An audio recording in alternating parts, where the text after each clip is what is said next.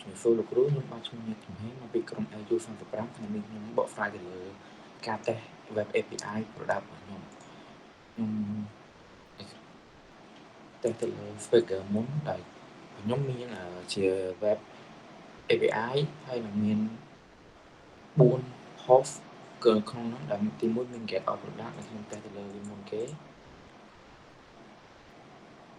ពេលដែលខ្ញុំ execute ហើយទៅវានឹងចេញទិន្នន័យដែលមានទាំងអស់នៅក្នុងនេះហើយដែលមានលេខ copy 100គឺការស្វែងរកត្រឹមត្រូវខ្ញុំទៅតេស្តទៅលើ get មួយទៀតគឺ get ID គឺការតេស្តមួយនេះគឺយើងគិតតេស្តទៅលើ ID ខ្ញុំ execute ទៅលោកវាចេញទៅ ID លេខ3ដែលខ្ញុំបានដាក់មុនហ្នឹងហើយនឹងចេញលេខ copy 100ដែលជាការស្វែងរកដែលត្រឹមត្រូវនឹងខ្ញុំតេស្តទៅលើមួយទៀតគឺ get ID file ID គឺមួយនេះគឺយើងដាក់ID ដែលយើងមានចូលនៅវិញចេញ ID ដែលយើងបានដាក់បញ្ចូលគឺ ID លេខ4 string ដែលមានលេខ copy 100កន្លែងនេះគឺវាមានការបញ្ជាក់ពី ID /ID មានថាមានពាក្យ ID បញ្ជាក់ទៅលើ ID របស់យើងបន្ថែមទៀតយើងតេស្តទៅលើមួយទៀតគឺតេស្តទៅលើ get name អានេះយើងតេស្តទៅលើតាមឈ្មោះដែលឈ្មោះទី1គឺយើងមាន Fanta ឧទាហរណ៍យើង execute ទៅហើយវាចេញ Fanta ដែលមាន ID លេខ9ដែលចេញលេខ code 200សម្រាប់តេស្តមួយទៀតនោះគឺតេស្ត delete គឺ delete យើង delete តាមរយៈ ID ដែលទី1នេះគឺវាយបញ្ចូលដល់លេខ3ចុះយើង execute ទៅនោះ ID របស់យើង has been delete តែធ្វើនឹងសូមតែតេស្តទៅលើ ID មួយទៀតគឺ ID/ID គឺចំណុចនេះក៏ដូចគ្នាទៅណាមកដែរគ្រាន់តែយើងមាន ID ដាក់ទី4 execute នោះ ID លេខ4របស់ខ្ញុំ has been delete តែមានលេខ code 200គឺការលុបបានដោយជោគជ័យខ្ញុំទៅ get all ឡើងវិញដើម្បីចង់ដឹងថា product 2ហ្នឹងខ្ញុំបានលុបហើយឬនៅសម្រាប់ product ទី3និងទី4គឺខ្ញុំបានលុបហើយនឹងខ្ញុំ refresh នៅក្នុង navigate ទៅ product ទី3ទី4របស់ខ្ញុំគឺបានបាត់សម្រាប់ចំណុចមួយទៀតខ្ញុំគឺឈានទៅដល់ការ post សម្រាប់ post គឺយើងតេស្តទៅលើ ID មុនដោយបើសិនជាយើងវាយ ID ដែលយើងមិនបានវាយ ID យើងកែទិន្នន័យដាក់ product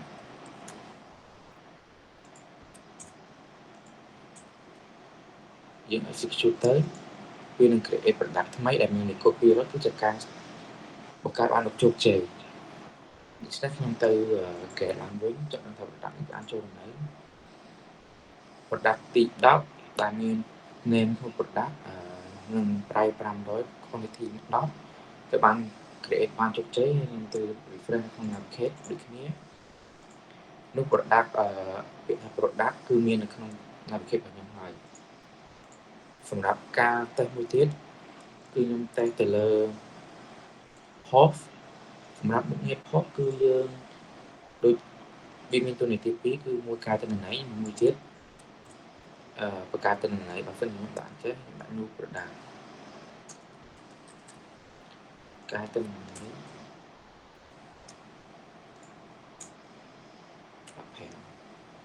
execute ទៅនឹងវានឹង product របស់ខ្ញុំគឺ has been created វាមានថាការបង្កើតបានជោគជ័យទៅលើ product មួយនេះហើយនឹងមានលេខ copy នោះគឺជាការធ្វើបានជោគជ័យខ្ញុំទៅ get មើលឡើងវិញចាំថាវាបានចូលទៅនៅ product ទី11ដែលមានរូប product គឺបាន create ហើយនឹងនៅក្នុង reframe ក្នុង navigate រូប product របស់ខ្ញុំក៏វាបានបង្កើតឡើងដែរខ្ញុំតេស្តទៅលើករណីមួយទៀតគឺដាក់ ID ដែលខ្ញុំកែទៅលើករណី11 ID 11ដូចមិញតែខ្ញុំដាក់ជា all product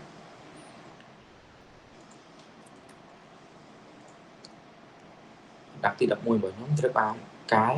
និងមានលេខ code 200ដូច្នេះខ្ញុំទៅ get ឡើងវិញទៅលើ product នេះថាវាបានកែទៅនៅសម្រាប់ product ទី1វាបានដូរទៅជា O product ហើយក្នុង navigate ខ្ញុំ refresh ទៅវាក៏លោតទៅជា O product វិញដែរសម្រាប់ការតេស្តនៅក្នុង Web API Swagger នេះខ្ញុំបានតេស្តហើយដូច្នេះខ្ញុំយក link URL មួយដើម្បីទៅតេស្តនៅក្នុងនៅក្នុង Postman សម្រាប់នៅក្នុង Postman នេះគឺស្តៀងទៅនឹង Swagger ដូចគ្នាដែរនៅវានឹងចេញពេលនេះដាក់ get all ប្រដាប់ទៅនោះវានឹងចេញ ID ដែលmìnhមានដូច្នេះខ្ញុំសូមតែទៅលើករណី ID គឺ ID ខ្ញុំវាយទៅឲ្យខ្ញុំវាយដល់លេខ10ខ្ញុំសាននោះការ create របស់ខ្ញុំគឺបានជោគជ័យគឺការសាំងរករបស់ខ្ញុំទៅលើប្រដាប់លេខ10ដែលមានលេខកូដ200តាមរយៈ ID ដែលខ្ញុំធ្វើទៅតាមករណីមួយទៀតគឺ ID/ID ខ្ញុំឆ្លាស់ទៅរកលេខ11នោះប្រដាប់លេខ11របស់ខ្ញុំទៅបានបង្ហាញនិងមានលេខកូដ200គឺការស្វែងរកដល់ជោគជ័យដូច្នេះសូមដូរ mention ទៅមួយទៀតគឺ mention delete ខ្ញុំសូមតេស្តទៅលើករណីឈ្មោះដូចគ្នាតាមរយៈ name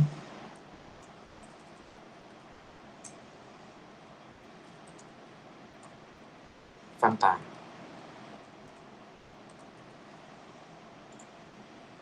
លោកការស្វែងរក data តាមឈ្មោះ Fanta គឺចេញគឺ ID លេខ9និងមានលេខកូដ200ដូច្នេះសូមដូរទៅលើ mention មួយទៀតគឺ mention delete mention delete នេះគឺដូចគ្នាទៅនឹង gap ដូចគ្នាគឺជាការលុបទិន្នន័យចំណុចមួយនេះគឺខ្ញុំបានលុបទៅលើករណីលេខ10និងសែននោះការ product លេខ10របស់ខ្ញុំត្រូវបានលុបដែលមានលេខកូដ200គឺជាការធ្វើបានជោគជ័យដូច្នេះខ្ញុំសូមតែទៅលើករណីមួយទៀតឲ្យហើយមកគឺ ID/ID ខ្ញុំលុបទៅលើករណីលេខ11នោះ product លេខ11របស់ខ្ញុំត្រូវបានលុបចេញពី database របស់ខ្ញុំដែលមានលេខកូដ200គឺជាការ request បានជោគជ័យដូច្នេះទៅ get all product ឡើងវិញចង់ដឹងថាការធ្វើរបស់ខ្ញុំមុននឹងបានជោគជ័យដែរឬទេនោះ product ទី10 11របស់ខ្ញុំត្រូវបានជោគជ័យ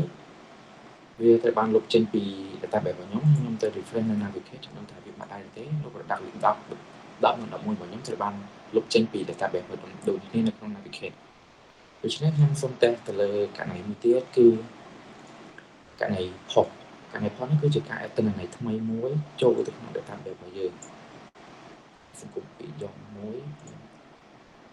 យ៉ាងវាមានស្រាប់ហើយខ្ញុំសូមលុបចោលមួយលុប ID ចឹងខ្ញុំដាក់ B អង្គរដែលមាន quantity 150ហើយ55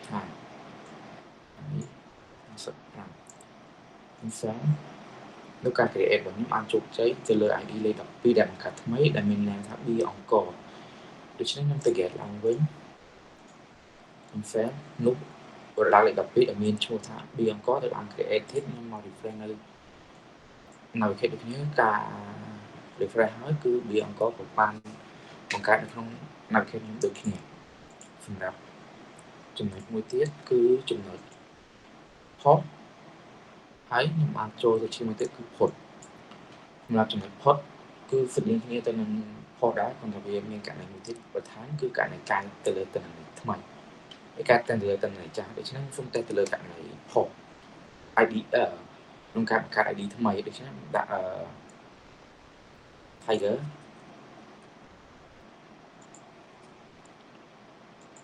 1500 51ខ្ញុំសាំមុខ ID លេខ13ដែលមានឈ្មោះថា Tiger ឬបាន create នៅក្នុង database របស់ខ្ញុំហើយនឹងមាន copy ហើយការ create បានជោគជ័យដូច្នេះខ្ញុំទៅ get បានវិញចង់ដឹងថាវាចូលដែរឬទេនោះគឺ ID លេខ13ត្រូវបាន created ដែលមានឈ្មោះថា Tiger ដូច្នេះខ្ញុំទៅ refresh នៅក្នុង navigate ដូចគ្នាproduct ទី13របស់ខ្ញុំក៏បាន create ដែរគឺ Tiger នៅក្នុង navigate ដូច្នេះខ្ញុំតែទៅលើករណីមួយទៀតហើយគឺករណីយើងមាន ID